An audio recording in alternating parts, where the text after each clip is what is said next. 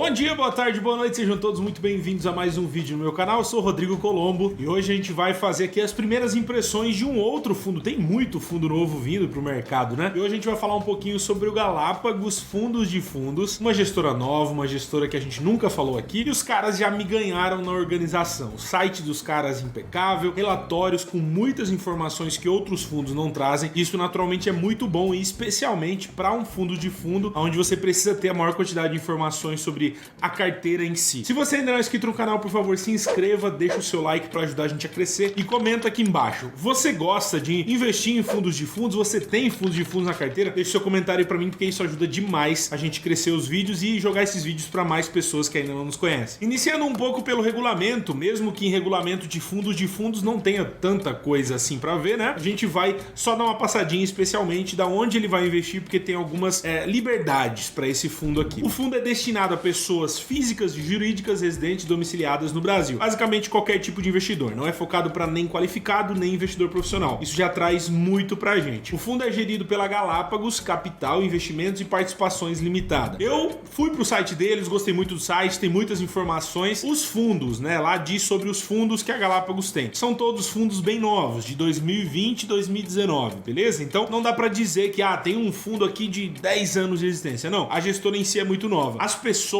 o time da Galápagos, pelo que tá lá, pelas informações deles, no LinkedIn deles e tudo mais, são pessoas extremamente experientes na área de crédito, na área imobiliária. Então, naturalmente, a gente consegue ver que as pessoas sabem o que estão fazendo. Óbvio, fundo imobiliário é diferente de qualquer outro tipo de fundo de crédito, que eles já tenham trabalhado, mas tem algumas pessoas especialistas também em fundo imobiliário, então acredito que a questão de gestão, experiência de movimentação não será um grande problema. E também iniciar por um fundo de fundos, isso mostra a sua cara para o mercado de uma forma um pouco menos invasiva. No que ele vai investir? No objeto do fundo, tá? O objeto do fundo é aplicar primordialmente em cotas de outros fundos de investimento imobiliário. Natural, né? Um FOF, né? Porém, ele tem algumas liberdades aqui e deixa ele investir em CRI também. Isso alguns fundos não pode, ele vai poder. Letras hipotecárias, LHs, né? Letras de crédito imobiliário, as LCIs. Letras imobiliárias garantidas, as LIGs, né? E mais alguns outros tipos de investimento. O que me atrai a atenção aqui são os CRIs. A maioria dos FOFs atualmente já estão vindo com essa liberdade de investir diretamente no CRI, né? Não só através de fundos de recebíveis, por exemplo, como era antigamente. Descendo um pouquinho mais, a gente vai para as novas emissões, né? Encerrada a primeira emissão, a administradora poderá deliberar por realizar novas emissões de cotas sem a necessidade de aprovação de assembleia, desde que limitadas ao montante de 3 bilhões de reais. Então esse fundo já prevê um crescimento maior e uma liberdade, né? Ele não vai precisar pedir autorização aos cotistas para fazer novas emissões até esse valor como capital máximo autorizado. E o preço das emissões, o valor de cada nova cota deverá ser fixado preferencialmente, tendo em vista o ponto 1, o valor patrimonial das cotas, né? Então aqui, queira Deus que não venham emissões abaixo de valor patrimonial, que esse fundo possa crescer e entregar mais resultado. Tudo bem que é um FOF, né? Mas a gente sabe que é sempre bom se vier acima, e ele traz mais algumas disposições também, olhando a rentabilidade ou o valor de mercado das cotas já emitidas. Como eu já falei algumas outras vezes, esses regulamentos vêm um pouco mais amplos, né? Dando um pouco mais de liberdade, porque dependendo do momento, o fundo vai fazer a escolha dele. Mas nós já sabemos que abaixo de valor patrimonial não é bom para nós, né? Para nós cotistas, então vamos focar acima aí, Galápagos. Vamos focar indo um pouquinho pro relatório gerencial, né? Galápagos Fundos de Fundos, o ticker aí GCFF11, você já viu no nome do vídeo, né? Basicamente, como alguém que trabalha com internet, com campanha, cara, eu curti demais o relatório, o estilo, o design utilizado pela Galápagos, tá? Então assim, meus parabéns pra gestora, porque mesmo que não seja isso que vai pagar o nosso dividendo, né? Isso fica muito mais fácil ler. Quando você vê um relatório bem organizado, fica muito mais fácil a leitura e você vai ver que tem muita informação legal aqui. Eu realmente paguei pau pra eles, pros relatórios deles aí realmente estão de parabéns. As taxas do fundo inicialmente, né? Taxa de administração 1% sobre o patrimônio líquido, né? Esse 1zinho tá aqui embaixo dizendo que inclui a remuneração do gestor e do administrador. Então esse 1% já engloba os dois. Taxa de performance de 20% sobre o que exceder o IFIX, né? Então da média do IFIX, eu não entendi muito bem como vai ser essa taxa de performance. Até vou entrar em contato depois aí, quem sabe até deixa nos comentários a hora que eu tiver uma explicação um pouco mais aprofundada, mas geralmente essas taxas de performance são uma bagunça, né? Patrimônio líquido de 33 milhões. É um fundo muito pequeno. É um fundo que está iniciando agora, mas já me chamou a atenção, já me ganhou na questão de organização e design da equipe, tá? Então já me ganhou por aí. Óbvio que não é isso que vai fazer eu colocar dinheiro, mas isso já me chamou a atenção. O início do fundo, tá? O fundo iniciou em junho de 2020 por meio de uma oferta fechada inicialmente, com 80 mil cotas, e em dezembro de 2020 trouxe a segunda emissão com a distribuição distribuição então de 258 mil cotas. Então essa sim foi uma oferta aberta e fez com que o fundo deixasse de ser qualificado para investidor no geral, tá? Olhando um pouco para o resultado mensal que o fundo teve,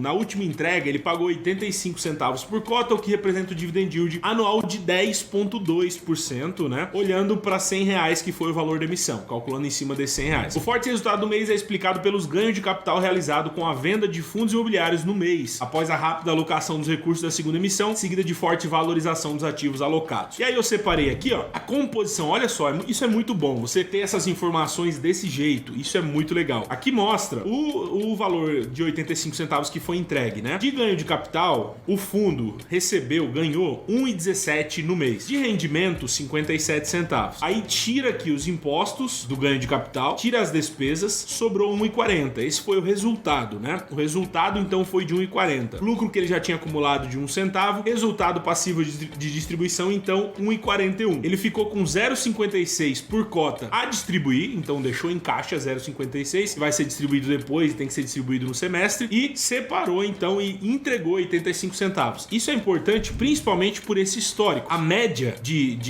dividendo pago do fundo é de 80 centavos, então já mostra, né? Isso aqui, essa distribuição de 85 já é o próprio fundo fazendo uma dinâmica de pagamento linear. Por quê? Enquanto ele recebeu 1,40 aqui e distribuiu só 85, vai ter mês que ele vai receber 50 e vai pegar aquele 56 e colocar um pouco mais para deixar sempre perto dos 80 centavos. A média de 80 centavos por cota, né? 85 em janeiro, foi 70 em dezembro, 70 em novembro, 1,29 em outubro. Então vai linearizando para ficar um rendimento meio que por igual, né? Mesmo que vá haver oscilação, procurar o máximo possível ficar de lado entregando o que precisa ser entregue, tá? Indo um pouco para DRE do fundo, talvez foi a coisa que eu achei que deveria ter um pouco mais de informação, mas tudo bem, tá ok também. Mostra um pouco sobre as receitas do fundo, né? Um fundo bem pequeno, com poucas receitas, rendimentos de fundos imobiliários, ganho de capital. Da mesma forma que coloca a receita, coloca a despesa pra gente saber desses 35 mil reais, o que foi despesa? Pra onde que foi esse dinheiro? É despesa do quê, né? É importante a gente saber. E aí o resultado por cota de 1,40, o entregue de 85 centavos e ficou aqueles 50 centavos aproximadamente ali para ser entregue depois em um outro momento. Descendo um pouquinho na composição do dividend yield, né? Do rendimento mensal que nós já tivemos no passado, isso aqui mostra muito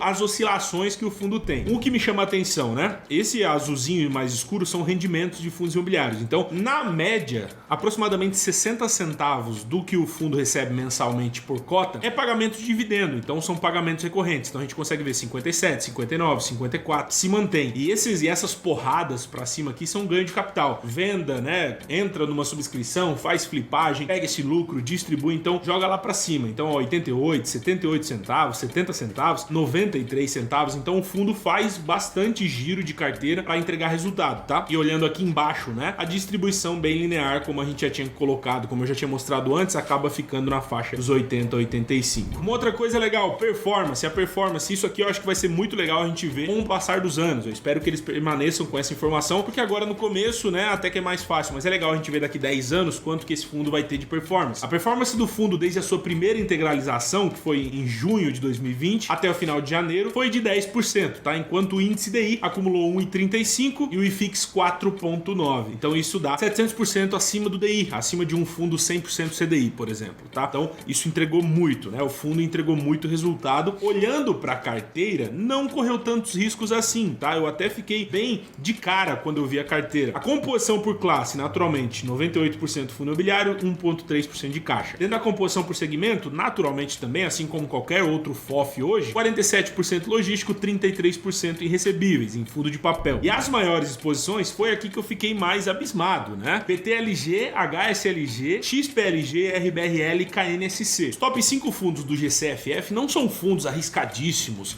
não são fundos que tem lá uma treta, não, são bons fundos que estão operando bem, trabalhando bem. Em alguns momentos no relatório eles colocaram que eles fazem muito esses giros, né, desses carinhas menores aqui. Então a gente viu aqui TRXF com 0,56%. Se você ver os relatórios anteriores, né, que eu não trouxe aqui, eles tinham uma exposição muito maior no TRXF, então valorizou, venderam, usaram esse dinheiro para fazer distribuição. Isso é muito legal. Quando eu vejo que um fundo, né, tá mantendo a exposição, principalmente os principais, né, 40, 50% da carteira em fundos sólidos, isso, querendo ou não, me dá uma tranquilidade para olhar para esse fundo e saber que, né, os riscos serão tomados com as partes menores. Óbvio que vindo aqui para baixo a gente já tem RBED, tem aqui PATL, tem SAR, tem BARI, né? Fundos que tem, querendo ou não, um risco maior. Mas esses 5 aí no topo, querendo ou não, são fundos logísticos com bons imóveis, bons contratos, então naturalmente tira um pouco do risco. No geral, tá? GCFF me chamou muita atenção, a Galápagos me chamou a atenção, estão lançando mais fundos em breve. Estou louco para ver como que vai ser, como que vai funcionar. Esse negócio de organização, essas informações muito claras me chama muita atenção, porque eu acredito que o investidor mais novo consegue ler o mercado de uma forma muito mais clara. Então meus parabéns para a gestora. Não conheço, nunca conversamos, mas acredito que